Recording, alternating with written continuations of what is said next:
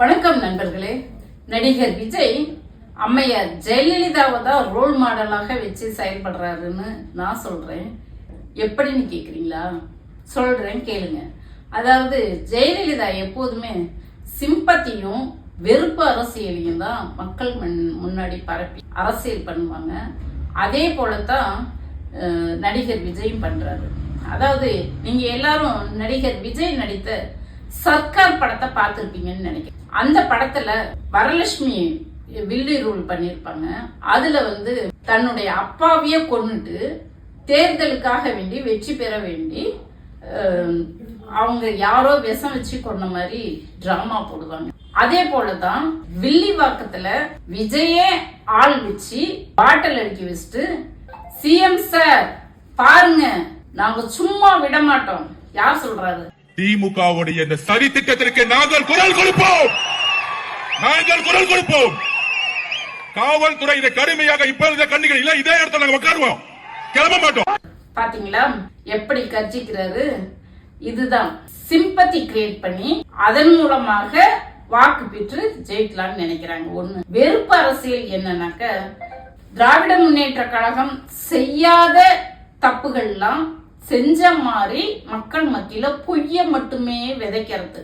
அதாவது 2G வழக்காக இருந்தாலும் சரி, அதுக்கு முன்னாடி ராஜீவ்காந்தி மரணமாக இருந்தாலும் சரி, இது போல பொய்யவே விதைச்சு மக்கள் முன்னாடி ஒரு வெறுப்பை உண்டு பண்றது. இதுதான், இந்த ஸ்டைல தான் விஜயே எடுத்து ஃபாலோ பண்ணிட்டு இருக்காரு.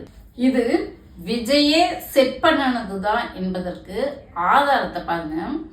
இந்த படத்துல அந்த பிங்க் கலர் சாரி கட்டிட்டு இருக்கிறவங்க காலில் தான் அந்த கண்ணாடி குத்தனது. அது பெருசா ஒண்ணும் இல்ல, நல்லா இருக்கும்னா அந்த பெண்மணி நடந்துட்டு இருக்காங்க. ஆனா இதுக்காக வேண்டி அவங்கள பக்கத்துல இருக்கிற ஒரு ஹாஸ்பிட்டல், கவர்மெண்ட் ஹாஸ்பிட்டல்ல போய் சொல்லிட்டு, ஆதவ அர்ஜுனா முன்கூட்டியே அந்த டாக்டர் கிட்ட போய் பேசிட்டு இந்த மாதிரி அவங்களுக்கு அடிபட்டுருச்சுன்னு சொல்லிட்டு பேசிட்டு அவங்கள இந்த ஹாஸ்பிட்டல்லயே நீங்க உட்கார்ந்துருங்க, தலைவர் இப்ப உங்களை பார்க்க வர்றாங்க அப்படின்னு சொல்லிட்டு இந்த 25,000 ரூபாய் அந்த பெண்கிட்ட கொடுத்து இதை டிஃபன் செலவுக்கு வச்சுக்கிங்க அப்படின்னு சொல்லிட்டு ஒரு டிராமாவை போடுறாங்க. இது அவங்களே செட் பண்ணிட்டு திமுக தான் செஞ்சது என்று பழி சுமத்திட்டு இத தலைவர் பார்க்க வர்றாரு. அந்த பையன் தஞ்சாவூர்ல நடந்த கூட்டத்துல விக்னேஷ்ன்ற பையன் அவரை பார்க்க போகும்போது வண்டியை பின்தொடர்ந்து போய் விபத்து ஏற்பட்டு மண்டையில அடிபட்டு 19 நாள் மருத்துவமனையில இருந்து இறந்து போனோம். மருத்துவமனையில இருக்கும் போதும் சிகிச்சை செலவை எடுத்துக்கல. இவங்க கட்சி சார்பா யாரும் போய் பார்க்கல, தலைவரும் பார்க்கல. 41 பேர் மரணமானப்பையும் யாரும் போய் பார்க்கல. ஆனா காயமே ஒண்ணுமே இல்லாத விஷயத்துக்கு தலைவர் பாக்குற மாதிரி நாடகம் போடுறாங்க. அதனாலதான் சொல்றேன், ஆரம்பத்துல இருந்தே இவர் சிம்பத்தி வெறுப்பு அரசியல பொய்ய மட்டும் விதைச்சிட்டு இருக்கிறாரு என்று. அந்த தாவேக்காவோட ராஜ்மோகன் இருக்காரு இல்லைங்களா, அவரு சொல்றாரு, கருத்தியலோட எதிர்கொள்ளுங்க. எதுக்காக இந்த மாதிரி எல்லாம் பாட்டல் கலாச்சாரம், வன்முறை கலாச்சாரம் என்னன்னு சொல்லி எதுக்குன்னு சொல்லி கேக்குறாங்க. 75 ஆண்டு காலம் திராவிட முன்னேற்ற கழகத்துக்கு அரசியல் வரலாறு இருக்கு. எந்த இடத்துலயும் இதுவரைக்கும் வன்முறையை தூண்டி விட்டதாக இதுவரைக்கும் அந்த கலாச்சாரமே திராவிட முன்னேற்ற கழகத்துக்கு கிடையாது. தந்தை பெரியார் அவர்கள், உங்களை போலீஸ்காரங்க கைது பண்ண வரும்போது நெஞ்ச நிமித்தி காட்டுங்க, கைது பண்ண வரும்போது அதை மறுக்க கூடாது, துப்பாக்கி எடுத்து ஷூட் பண்ணாக்க கூட நெஞ்ச நிமித்தி காட்டி வாங்கிக்கணும் அப்படின்னு சொல்லித்தான் தன் தொண்டர்களை பழக்கப்படுத்தினார். அறிஞர் அண்ணா மொழி போராட்டத்தை முன்னெடுத்து தீவிரமா மக்கள் மத்தியில போராடிட்டு இருக்கும்போது, போராட்டம் தன் கட்டுப்பாட்டை மீறி மாணவர்கள் கையில் எடுத்து அது வன்முறையாக மாறும்போது அறிஞர் அண்ணா போராட்டத்தையே கைவிட சொன்னாரு. அதுக்காக வேண்டி மாணவர்கள்ட்ட மன்றாடம் கேட்டுக்கொண்டாரு. போராட்டம் என் கையை மீறி போயிட்டு இருக்குது, மாணவர்கள் இளைஞர்கள்லாம் போராட்டத்தை கைவிடுங்க என்று சொல்லி கேட்டு அறிக்கை விட்டாரு. வன்முறை கலாச்சாரம் கூடாது. அதே போலத்தான் முத்தமிழறிஞர் கலைஞர் அவர்கள் மிஸ்ஸா சட்டத்தின் போது போலீஸ்காரங்க கைது பண்ண வரும்போது கலைஞரை தான் கைது பண்ண வராங்க அப்படின்னு சொல்லி அவர் எதிர்பார்த்துட்டு இருக்கும்போது 23 வயதான திருமணமாகி 3 மாதமான அந்த இளம் தம்பதியாக இருக்கக்கூடிய நம்முடைய இன்றைய முதல்வர் அவர்களை போலீஸ்காரங்க கைது பண்ண வராங்க.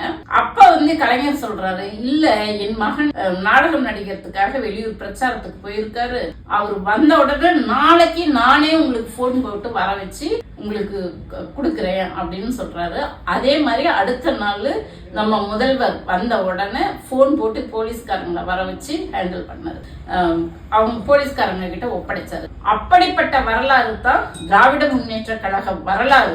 இதுவரைக்கும் எப்போதுமே திராவிட முன்னேற்ற கழகம் என்பது வன்முறையை கையில எடுத்ததே கிடையாது. ஆனா இந்த தற்குறி கூட்டம் சிம்பத்தி கிரியேட் பண்றதுக்காக எது செஞ்சாலும், சாம்பார்ல உப்பு இல்லைன்னா கூட சிஎம் சார், தடிக்கு யாராவது விழுந்தா கூட சிஎம் சார், மாநகராட்சி ஒரு பள்ளம் தோன்றனா கூட சிஎம் சார், இத வழக்கமாக வச்சிட்டு இருக்கிறாங்க.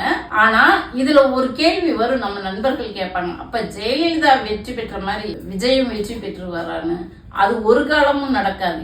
ஏன்னா ஜெயலலிதா காலத்துல இந்த அளவுக்கு, அதாவது இந்த கண்காணிப்பு கேமராக்கள் இல்ல, சோசியல் மீடியாக்கள் இல்ல.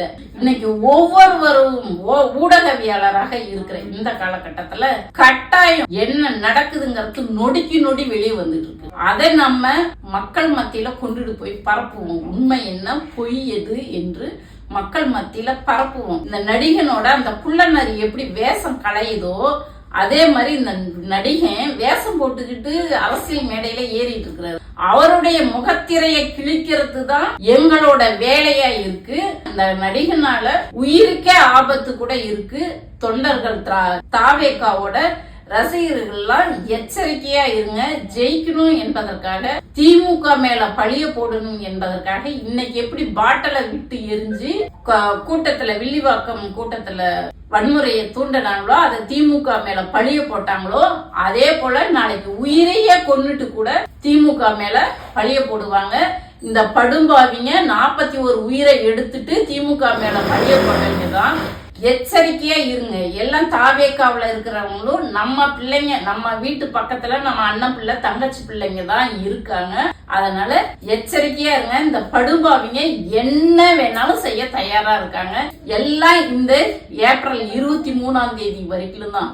அதுக்கப்புறம் அந்த சைக்கோங்க ஆட்டம் தானா அடங்கி போயிடும். தயவு செஞ்சு இந்த ரசிகர்கள் எல்லாம் எச்சரிக்கையா இருங்க. அந்த சைக்கோ பின்னாடி போய் உங்க வாழ்க்கையை இழக்காதீங்க. இதை மட்டும்தான் இப்போதைக்கு சொல்லுவேன். நன்றி.